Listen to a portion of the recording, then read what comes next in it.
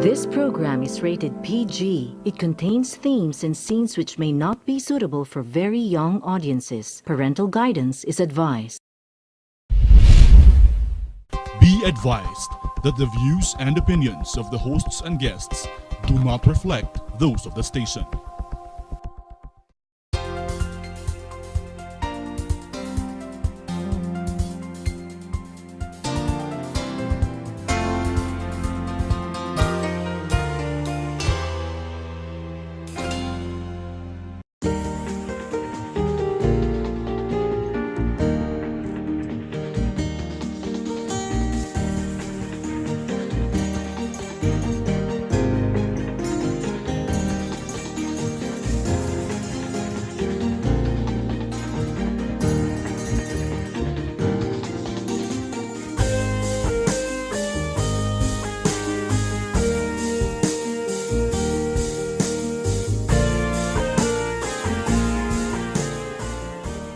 Our country has been forging new directions since the engagement that President Duterte started in 2016, especially when he shook hands in Beijing with President Xi Jinping.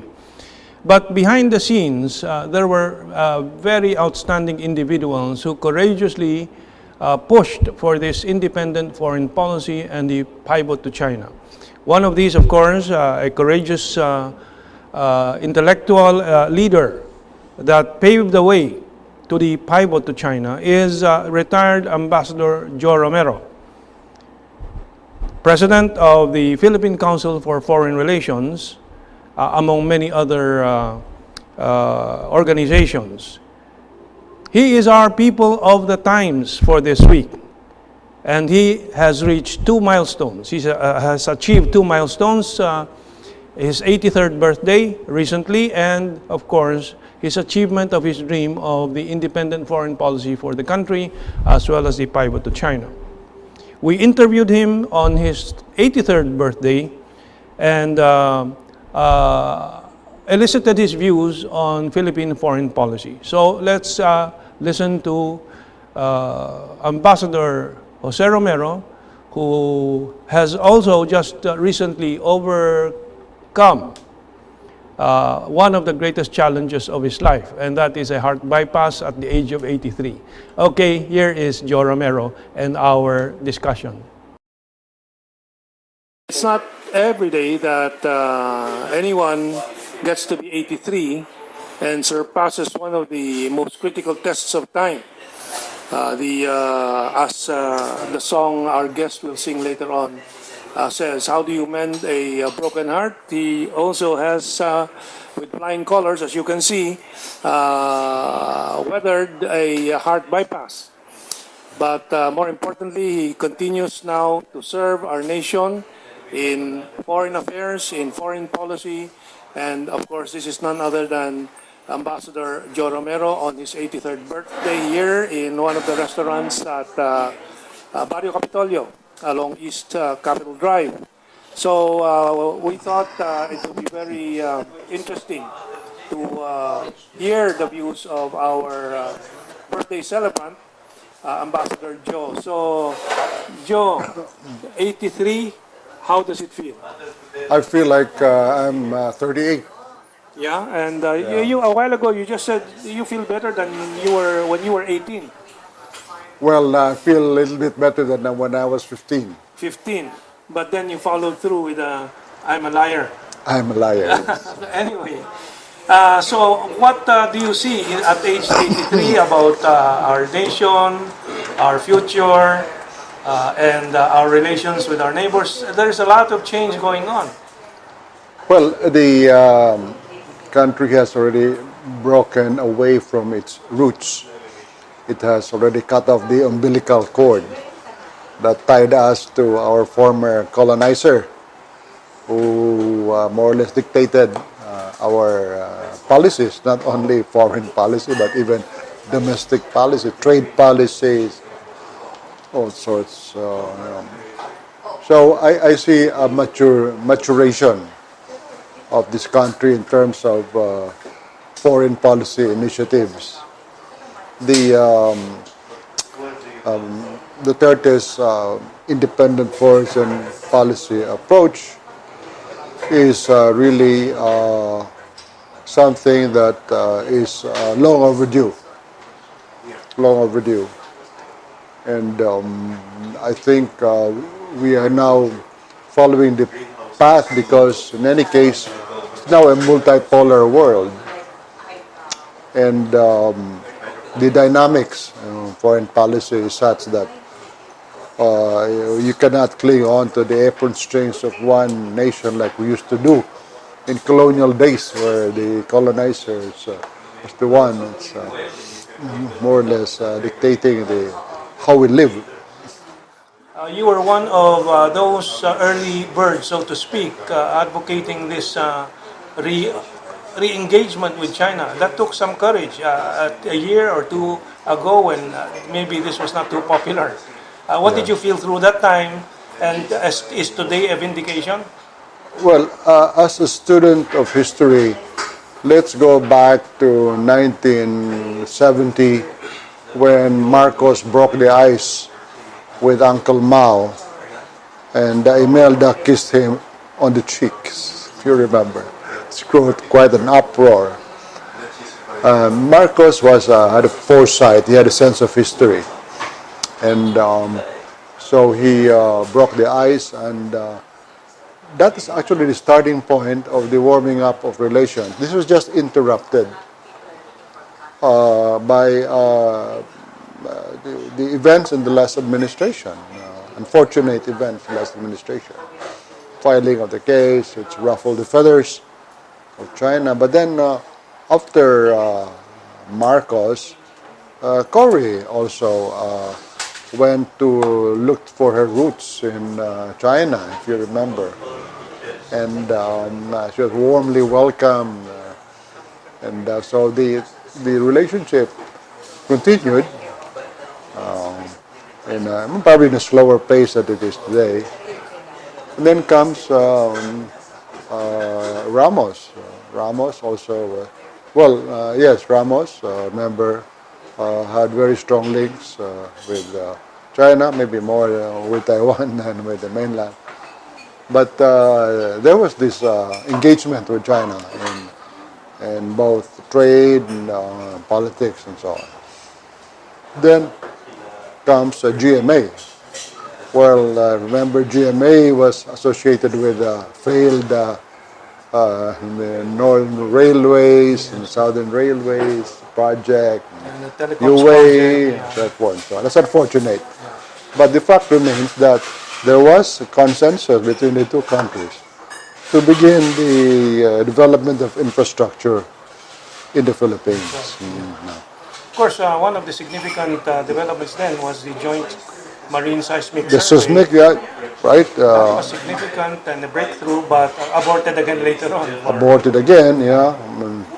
So this has been a series of engagement with China, getting warmer over time, until there was this unfortunate misunderstanding between the past administration and the Chinese government over the South China Sea issue. Well, your family, of course, is known to be pioneering in many fields. Your elder brother, or is it the elder brother? Or My elder brother, yeah. The national artist, Eddie Romero? Eddie Romero, Eddie yes. Romero produced, directed story about the Sultan of Sulu, who traveled, Sultan Paduka Batara, traveled to China in 1517. This is the 600th year. This is the 600th year, yeah. And, he seems to be a harbinger also of the good or restoration of relations of China and the Philippines. Yes, there's a lot of goodwill, really, between the two peoples, which goes back 1,000 years, as we know. So, Eddie, who is a student of history, my brother, came across this Hari ng Hari plot. Sultanate of Sulu and the Chinese emperor. And he made a classic out of this. What do you see as the domestic policy now, and is it different from before drastically? Because what is very clear in the national discussion is the independent foreign policy. Yes. But in terms of that as an offshoot of a domestic policy, what is that domestic policy? Well, domestic policy is to increase levels of productivity, income, and employment. Okay. Now, this can only be done if you develop your social overhead investments and your physical infrastructure, which China is providing. That's right, that's right. So, more and more, Duterte's gambit towards China is rooted from his concern for domestic policy and to improve the life of his constituents. You certainly are articulating his unarticulated philosophy more than what I hear from his spokesman from the DFA. But anyway, we won't take much more of your time. There are many people greeting you. So maraming salamat. Sige, thank you. Mr. Ambassador. Yes.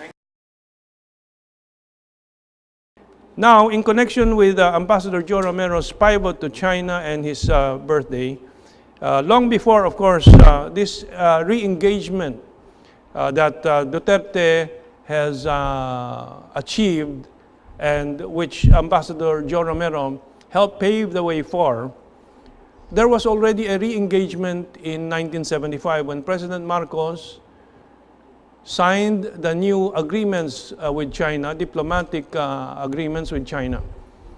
And this led to the 1986-87 visit later on of President Cory Aquino. But in 1986 to 87, one of the projects that the two nations got together on is the joint production of China and the Philippines of the movie Hari sa Hari, Lahi sa Lahi. And I think we have one image or the poster from that time. And the late brother of Ambassador Joe Romero, the award-winning filmmaker and national artist Eddie Romero,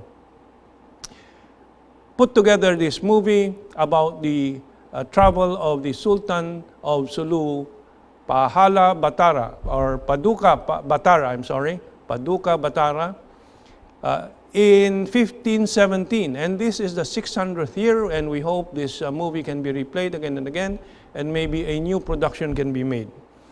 But of course, the late Eddie Romero cannot be with us. His son, we managed to get an interview with, who was with the late Eddie Romero in Beijing and in Mongolia for the filming of this Hari sa Hari, Lahi sa Lahi. Let's listen to Joey Romero IV.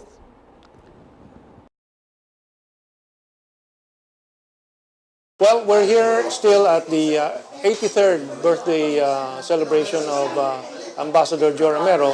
And as he suggested, since this is the 600th year of the travel of the Sultan of Sulu, Paduka Pahala, or Paduka Batara, to China in 1517.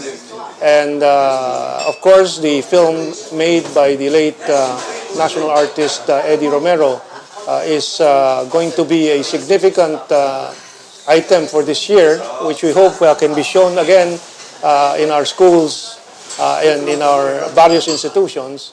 Well, the son of the late national artist Eddie Romero is here with us, Joey Romero. So it would be very interesting because when Eddie Romero was shooting this Hari sa Hari, Lahi sa Lahi, featuring Vic Vargas and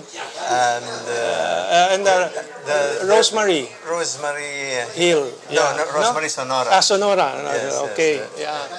So we asked. Isabel Rivas was also. Isabel Rivas was the other woman. Yeah. The role of the other woman. Is that correct? Yes. Tanya Gomez. That I did not remember. Tanya Gomez. Yeah. So Joe is here to tell us his recollections from that time. And you did visit the shooting in China, at least a part of it. Yes, so let's go back how many years ago? 30 years ago? That was 1986. 1986. 86, yes. Yeah, like I said, I was a little bit disappointed because I couldn't accommodate the project. I was busy with another movie that was being shot here. It was a Japanese film. So when my father had to meet the schedule, so I couldn't make it. And when I finished the Japanese project, I went there to visit. And he was still shooting in Beijing. And up to that time, he had to move location to Inner Mongolia. So I was with him the whole time. And, So you were with him in Inner Mongolia and what Yes. other parts of Beijing maybe? only Beijing and Inner Mongolia. Yes, and then we went back to Beijing for more scenes to be shot. But I was there for the big scenes that he shot in the. What are these? Do you recall them? Forbidden City, Yes, yes. Great Wall. Yes, The Great Wall? there were scenes in the Great Wall also. I remember very well in Forbidden City. There was also an Italian crew shooting. It was Bernardo Bertolucci. Is that the shooting, Last Emperor? The Last Emperor, shooting yeah. the Last Emperor. So when my father, since he was shooting with the full cooperation of the Chinese government, and he had a very big scene to shoot, where the emperor was welcoming his friend the Sultan. He had like 300 horses with horsemen, of course, from the Chinese army. That's right. So they were tucked in one by one, and Bernardo Bertolucci was seated there, and he was awed, and he said, "Is this all for my shoot today?" And then somebody told him, actually, Vittorio Storaro was the director of photography for that movie. He also worked here, so he knew my father. Okay. And they had already chatted days before in the same location. And he said, "No, that's for another movie. It's a Philippine-Chinese co-production." Oh, I see. So there it was, about 300 horsemen and other extras who filled in the size. It's so big a place to fill in the extras. So thousands.